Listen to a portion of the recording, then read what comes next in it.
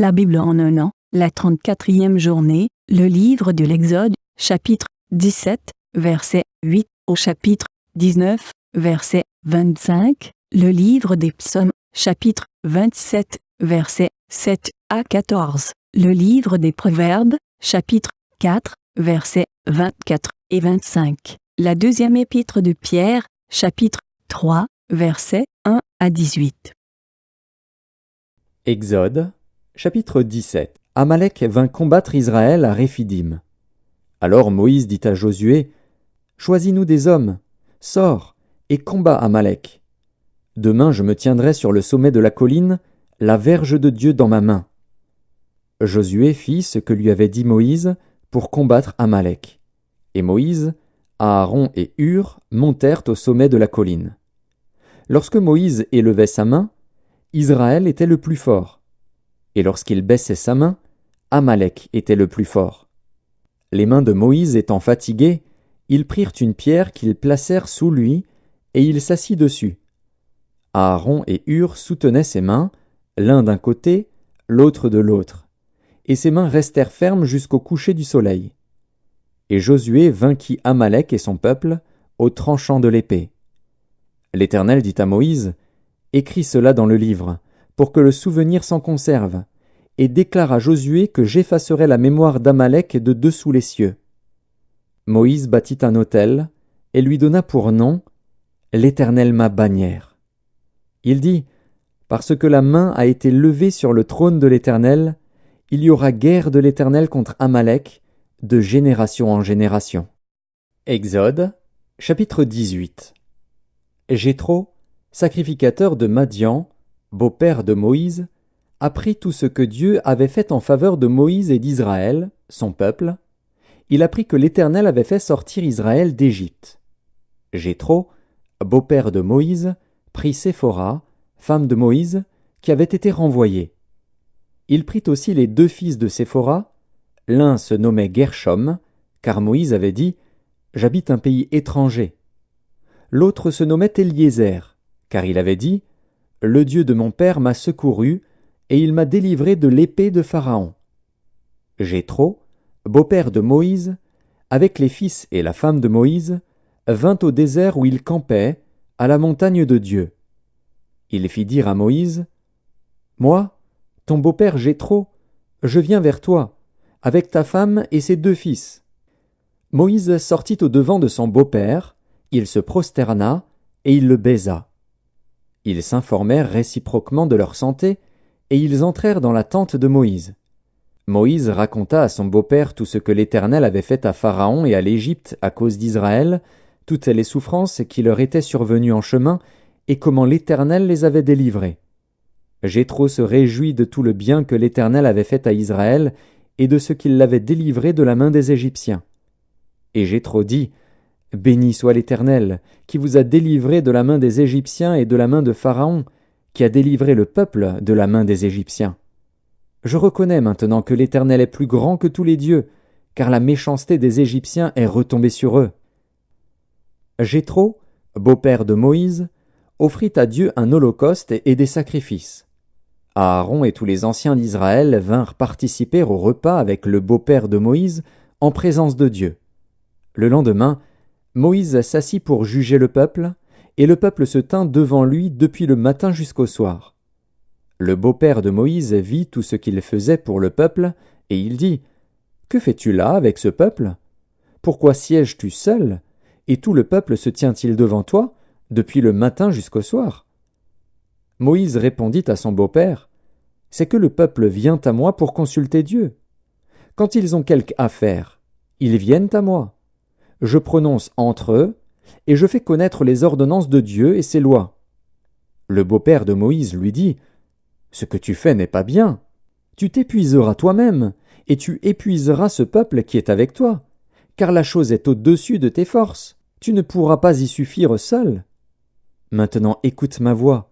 Je vais te donner un conseil, et que Dieu soit avec toi. Sois l'interprète du peuple auprès de Dieu, et porte les affaires devant Dieu. Enseigne-leur les ordonnances et les lois, et fais-leur connaître le chemin qu'ils doivent suivre et ce qu'ils doivent faire. Choisis parmi tout le peuple des hommes capables, craignant Dieu, des hommes intègres, ennemis de la cupidité, établis-les sur eux comme chefs de 1000, chefs de 100, chefs de 50 et chefs de 10. Qu'ils jugent le peuple en tout temps, qu'ils portent devant toi toutes les affaires importantes, et qu'ils prononcent eux-mêmes sur les petites causes. Allège ta charge, et qu'ils la portent avec toi. Si tu fais cela, et que Dieu te donne des ordres, tu pourras y suffire, et tout ce peuple parviendra heureusement à sa destination. Moïse écouta la voix de son beau-père, et fit tout ce qu'il avait dit. Moïse choisit des hommes capables parmi tout Israël, et il les établit chefs du peuple, chefs de 1000, chefs de 100, chefs de 50 et chefs de 10. Ils jugeaient le peuple en tout temps. Ils portaient devant Moïse les affaires difficiles, et ils prononçaient eux-mêmes sur toutes les petites causes. Moïse laissa partir son beau-père, et Jéthro s'en alla dans son pays. Exode, chapitre 19. Le 3e mois après leur sortie du pays d'Égypte, les enfants d'Israël arrivèrent ce jour-là au désert de Sinaï. Étant partis de Réphidim, ils arrivèrent au désert de Sinaï, et ils campèrent dans le désert. Israël campa là, vis-à-vis de la montagne. Moïse monta vers Dieu, et l'Éternel l'appela du haut de la montagne, en disant : « Tu parleras ainsi à la maison de Jacob, et tu diras aux enfants d'Israël : Vous avez vu ce que j'ai fait à l'Égypte, et comment je vous ai porté sur des ailes d'aigle et amené vers moi. Maintenant, si vous écoutez ma voix, et si vous gardez mon alliance, vous m'appartiendrez entre tous les peuples, car toute la terre est à moi. Vous serez pour moi un royaume de sacrificateurs et une nation sainte. Voilà les paroles que tu diras aux enfants d'Israël. » Moïse vint appeler les anciens du peuple, et il mit devant eux toutes ces paroles, comme l'Éternel lui avait ordonné. Le peuple tout entier répondit : « Nous ferons tout ce que l'Éternel a dit. » Moïse rapporta les paroles du peuple à l'Éternel. Et l'Éternel dit à Moïse : « Voici, je viendrai vers toi dans une épaisse nuée, afin que le peuple entende quand je te parlerai, et qu'il ait toujours confiance en toi. » Moïse rapporta les paroles du peuple à l'Éternel. Et l'Éternel dit à Moïse : « Va vers le peuple, sanctifie-les aujourd'hui et demain, qu'ils lavent leurs vêtements, qu'ils soient prêts pour le 3e jour, car le 3e jour l'Éternel descendra, aux yeux de tout le peuple, sur la montagne de Sinaï. Tu fixeras au peuple des limites tout alentour, et tu diras : Gardez-vous de monter sur la montagne, ou d'en toucher le bord. Quiconque touchera la montagne sera puni de mort. On ne mettra pas la main sur lui, mais on le lapidera, ou on le percera de flèches. Animal ou homme, il ne vivra point. Quand la trompette sonnera, ils s'avanceront près de la montagne. Moïse descendit de la montagne vers le peuple, il sanctifia le peuple, et ils lavèrent leurs vêtements. Et il dit au peuple : Soyez prêts dans 3 jours, ne vous approchez d'aucune femme. Le 3e jour au matin, il y eut des tonnerres, des éclairs, et une épaisse nuée sur la montagne. Le son de la trompette retentit fortement, et tout le peuple qui était dans le camp fut saisi d'épouvante. Moïse fit sortir le peuple du camp à la rencontre de Dieu, et ils se placèrent au bas de la montagne. La montagne de Sinaï était tout en fumée, parce que l'Éternel y était descendu au milieu du feu. Cette fumée s'élevait comme la fumée d'une fournaise, et toute la montagne tremblait avec violence. Le son de la trompette retentissait de plus en plus fortement. Moïse parlait, et Dieu lui répondait à haute voix. Ainsi l'Éternel descendit sur la montagne de Sinaï, sur le sommet de la montagne. L'Éternel appela Moïse sur le sommet de la montagne, et Moïse monta. L'Éternel dit à Moïse : « Descends, fais au peuple la défense expresse de se précipiter vers l'Éternel, pour regarder, de peur qu'un grand nombre d'entre eux ne périssent. Que les sacrificateurs, qui s'approchent de l'Éternel, se sanctifient aussi, de peur que l'Éternel ne les frappe de mort. » Moïse dit à l'Éternel : « Le peuple ne pourra pas monter sur la montagne de Sinaï, car tu nous en as fait la défense expresse, en disant : Fixe des limites autour de la montagne et sanctifie-la. » L'Éternel lui dit : « Va, descends. Tu monteras ensuite avec Aaron. Mais que les sacrificateurs et le peuple ne se précipitent point pour monter vers l'Éternel, de peur qu'il ne les frappe de mort. » Moïse descendit vers le peuple et lui dit ces choses. Psaume 27. Éternel, écoute ma voix, je t'invoque. Aie pitié de moi et exauce-moi. Mon cœur dit de ta part, cherchez ma face. Je cherche ta face, ô Éternel, ne me cache point ta face. Ne repousse pas avec colère ton serviteur.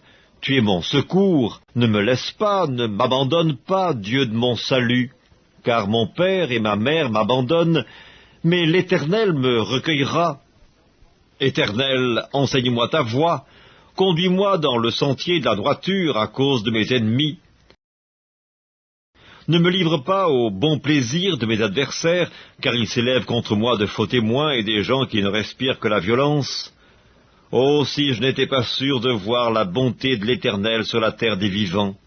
Espère en l'Éternel, fortifie-toi et que ton cœur s'affermisse. Espère en l'Éternel. Livre des Proverbes, chapitre 4. Écarte de ta bouche la fausseté, éloigne de tes lèvres les détours, que tes yeux regardent en face, et que tes paupières se dirigent devant toi. Deuxième épître de Pierre, chapitre 3. Voici déjà, bien-aimés, la seconde lettre que je vous écris. Dans l'une et dans l'autre, je cherche à éveiller par des avertissements votre saine intelligence, afin que vous vous souveniez des choses annoncées d'avance par les saints prophètes et du commandement du Seigneur et Sauveur. Enseigné par vos apôtres, sachant avant tout que, dans les derniers jours, il viendra des moqueurs avec leurs railleries, marchant selon leur propre convoitise et disant « Où est la promesse de son avènement ?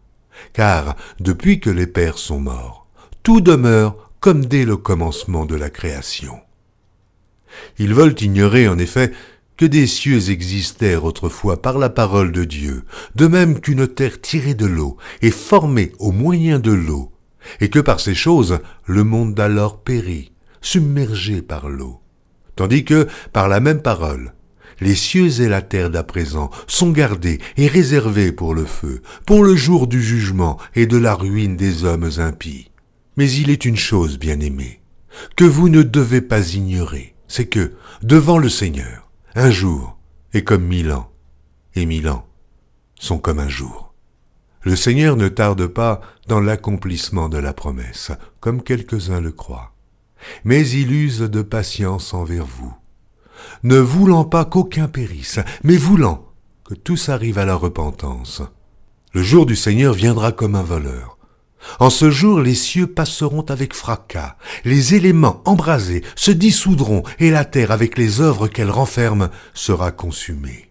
Puisque donc toutes ces choses doivent se dissoudre, quelles ne doivent pas être la sainteté de votre conduite et de votre piété, tandis que vous attendez et hâtez l'avènement du jour de Dieu, à cause duquel les cieux enflammés se dissoudront et les éléments embrasés se fondront. Mais nous attendons, selon sa promesse, de nouveaux cieux et une nouvelle terre, où la justice habitera. C'est pourquoi, bien-aimés, en attendant ces choses, appliquez-vous à être trouvés par lui sans tache et irrépréhensibles dans la paix.